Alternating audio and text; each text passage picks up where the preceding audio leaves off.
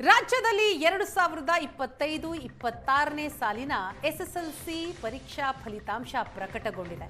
ಈ ಬಾರಿ ದಾಖಲೆಯ ಫಲಿತಾಂಶ ಬಂದಿದೆ.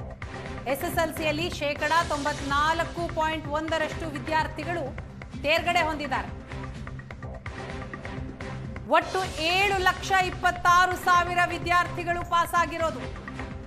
ಎಸ್ಎಸ್ಎಲ್ಸಿಯಲ್ಲಿ 7 ವಿದ್ಯಾರ್ಥಿಗಳಿಗೆ 625ಕ್ಕೆ 625 ಅಂಕಗಳು ಬಂದಿವೆ.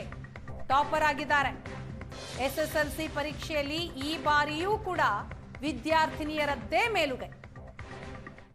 ನಗರ ಪ್ರದೇಶದ ವಿದ್ಯಾರ್ಥಿಗಳನ್ನ ಗ್ರಾಮೀಣ ಭಾಗದ ವಿದ್ಯಾರ್ಥಿಗಳು ಹಿಂದಿಕ್ಕಿದ್ದಾರೆ. ದಾಖಲೆಯನ್ನ ಬರೆದಿದ್ದಾರೆ. ದಕ್ಷಿಣ ಕನ್ನಡ ಪ್ರಥಮ ಸ್ಥಾನ, ದ್ವಿತೀಯ ಉಡುಪಿ ಜಿಲ್ಲೆ, ಇನ್ನು ಉತ್ತರ ಕನ್ನಡಕ್ಕೆ ತೃತೀಯ ಸ್ಥಾನ ಫಲಿತಾಂಶದಲ್ಲಿ ಸಿಕ್ಕಿದೆ. ಇಲ್ಲಿ ಒಂಚೂರು ಹೂವು ಕಮ್ಮಿ ಮಾಡಿ ಡೌನ್ ಮಾಡಿ ಅದು ಓಕೆ. ದೃಶ್ಯದಲ್ಲಿ ನಾವು ನೋಡ್ತಾ ಇದ್ದೀವಿ ಶಿವಮೊಗ್ಗದ ಕೃತಿ ವಿದ್ಯಾರ್ಥಿನಿ 623 ಅಂಕಗಳನ್ನ ಪಡೆದಿದ್ದಾರೆ. ಜಿಲ್ಲೆಗೆ ಟಾಪರ್ ಆಗಿದ್ದಾರೆ. ಸ್ವತಃ ಕೃತಿನೇ ನಮ್ಮ ಜೊತೆ ಸಂಪರ್ಕದಲ್ಲಿದ್ದಾರೆ, ಮಾತನಾಡಿಸೋಣ. Congratulations Kriti. Thank you ma'am. Expected ಆಗಿತ್ತಾ ಈ ರಿಸಲ್ಟ್? ಹೌದು ಮ್ಯಾಮ್. ಅಂದ್ರೆ ನೀವು ಎಕ್ಸಾಮ್ ಬರ್ದಾಗನೇ ನಿಮ್ಗೆ ಗೊತ್ತಿತ್ತು ನಾನೆಲ್ಲ ತುಂಬಾ ಚೆನ್ನಾಗಿ ಬರ್ದಿದ್ದೀನಿ, ಔಟ್ ಆಫ್ ಔಟ್ ಬರುತ್ತೆ ಅಂತ, ಅವಾಗಲೇ ನಿರೀಕ್ಷೆ ಮಾಡಿದ್ರಿ? ಹೌದು ಮ್ಯಾಮ್.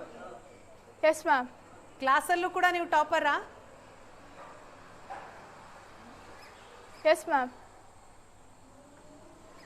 ಎಸ್. ಎಲ್ಲಿ 2 ಮಾರ್ಕ್ಸ್ ಎಲ್ಲಿ ಹೋಯ್ತು?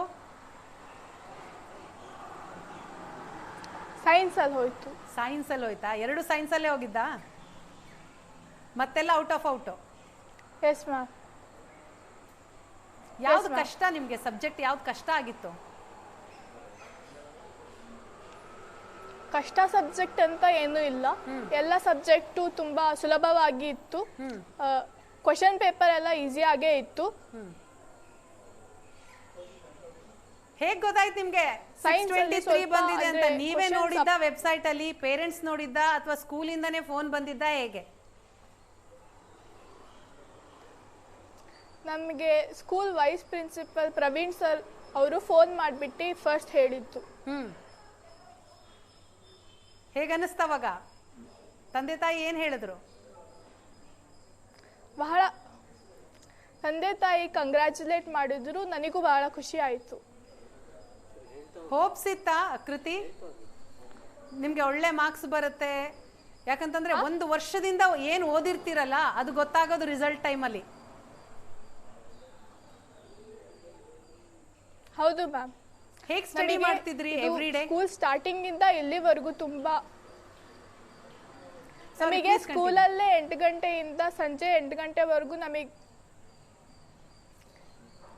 ಸ್ಕೂಲಲ್ಲೇ 8 ಗಂಟೆಯಿಂದ ಬೆಳಗ್ಗೆ 8 ಗಂಟೆಯಿಂದ ರಾತ್ರಿ 8 ಗಂಟೆವರೆಗೂ ಇದು ಸ್ಕೂಲಲ್ಲಿ ಟೀಚರ್ಸ್ ಎಲ್ಲ ತುಂಬ ಚೆನ್ನಾಗಿ ಹೇಳ್ಕೊಡ್ತಿದ್ರು. ನಮಗೆ ಎಲ್ಲ ಲೆಸನ್ಸ್ ರಿವೈಸ್ ಮಾಡ್ತಿದ್ರು, ಮತ್ತು ಏನೇನು ಡೌಟ್ ಇತ್ತು ಅದು ಇನ್ನೊಂದ್ಸತಿ ಹೇಳ್ಕೊಡ್ತಿದ್ರು. ಮನೆಯಲ್ಲಿ ಏನಂದರೆ, ಮನೆಯಲ್ಲಿ ಸ್ವಲ್ಪ ರಾತ್ರಿ ಮನೆಗೆ ಬಂದುಬಿಟ್ಟು ಸ್ವಲ್ಪ ಊಟ ಆದಮೇಲೆ ಸ್ವಲ್ಪ ಓದ್ಕೊಂಡು ಆಮೇಲೆ ಬೆಳಗ್ಗೆ ಸ್ವಲ್ಪ ಬೇಗ ಎದ್ಬಿಟ್ಟು ರಿವೈಸ್ ಮಾಡಿಕೊಂಡ್ರೆ ತುಂಬ ಈಸಿಯಾಗಿ ತಲೆಗೆ ಹೋಗುತ್ತೆ. ಅದನ್ನೇ ಮಾಡಿ ನಾನು 625ಕ್ಕೆ 623 ತೆಗೆದಿದ್ದೇನೆ. ಸೂಪರ್. ಅಂದ್ರೆ ಎಷ್ಟೇ ಓದಿದ್ರು ಕೂಡ ಒಂದು ಪ್ರೆಷರ್ ಇರುತ್ತೆ, ಒಂದು ಟೆನ್ಷನ್ ಇರುತ್ತೆ, ಅಬ್ಬಾ ಎಕ್ಸಾಮ್ ಹೇಗೆ ಬರಿಬೇಕು ಅಂತ. ಆ ಪ್ರೆಷರ್ನ ಹೇಗೆ ನೀವು ನಿಭಾಯಿಸಿದ್ರಿ ಕೃತಿ? ನಮ್ಮ ಪ್ರಿಯದರ್ಶಿನಿ ಶಾಲೆಯಲ್ಲಿ ನಮಗೆ ಸುಮಾರು 10 ಪ್ರಿಪರೇಟ್ರಿ ಮಾಡಿದ್ರು. ನಮಗೆ 1 ಪ್ರಿಪರೇಟ್ರಿ ಆದಮೇಲೆಲ್ಲ ಸ್ವಲ್ಪ ಕಾನ್ಫಿಡೆನ್ಸ್ ಬಿಲ್ಡ್ ಆಗ್ತಾ ಹೋಯಿತು.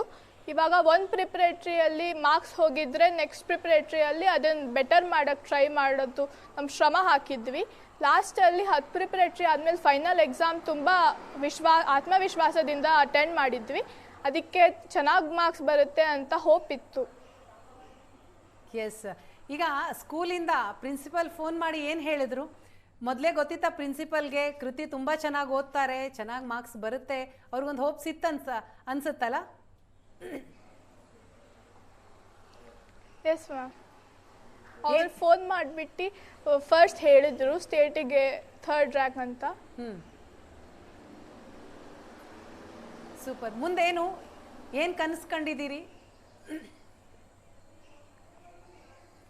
ಮುಂದೆ PUC ಅಲ್ಲಿ ಸೈನ್ಸ್ ತಗೋಬಿಟ್ಟು ಆಮೇಲೆ JEE ಬರೆದುಬಿಟ್ಟು ಎಂಜಿನಿಯರಿಂಗ್ ಮಾಡಿ ಇದು ಇಸ್ರೋಗೆ ಹೋಗ್ಬೇಕಂತ ಆಸೆ. Super super. ಈಗ 10th ಎಕ್ಸಾಮ್ ಅಂದರೆ 10th ಕಾಲಿಡುವವ್ರಿಗೆ ಏನು ಸಲಹೆ ಕೊಡ್ತೀರಿ, ಏನು ಮೆಸೇಜ್ ಕೊಡ್ತೀರಿ? ಹೇಗೆ ಅವರು ತಮ್ಮನ್ನು ತಾವು ರೆಡಿ ಮಾಡ್ಕೋಬೇಕು ಎಕ್ಸಾಮ್ ಬರೆಯೋದಕ್ಕೆ?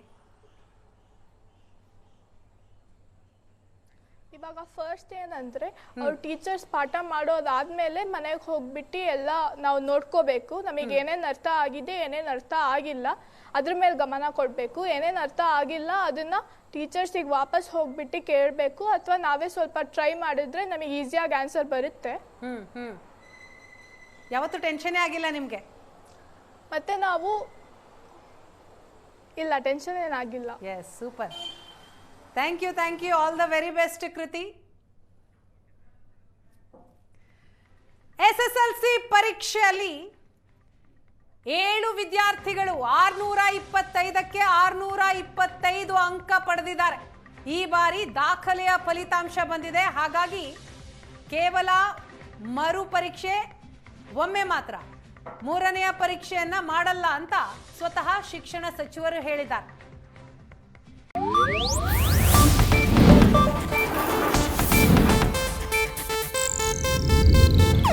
ಇದು ಏಷ್ಯಾನೆಟ್ ನ್ಯೂಸ್ ನೆಟ್ವರ್ಕ್ ಪ್ರಸ್ತುತಿ.